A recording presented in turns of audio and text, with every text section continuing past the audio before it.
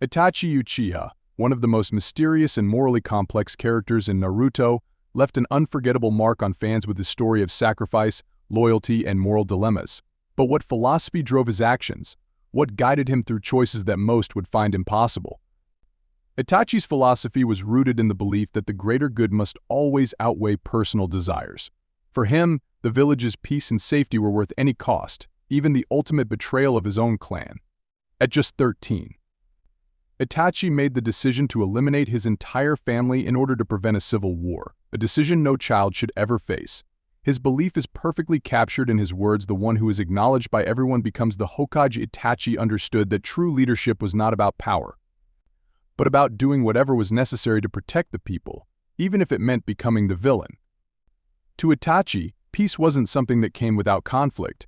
He knew that peace often had a high price, and sometimes that price was sacrifice. He believed that only through enduring pain could true peace be achieved. This idea is evident when he says, "As death comes to embrace you, you will realize what you are." For Itachi, facing death, either his own or others', was the moment of ultimate understanding and truth.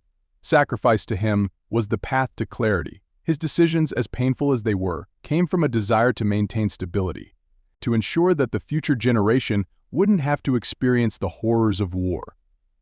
Perhaps the most defining trait of Itachi's philosophy is his acceptance of moral ambiguity. To the world, he was a traitor, a criminal, a murderer. But to Itachi, these were labels he willingly accepted to protect his home. He knew that being a hero and a villain were two sides of the same coin, and he was willing to bear the weight of both.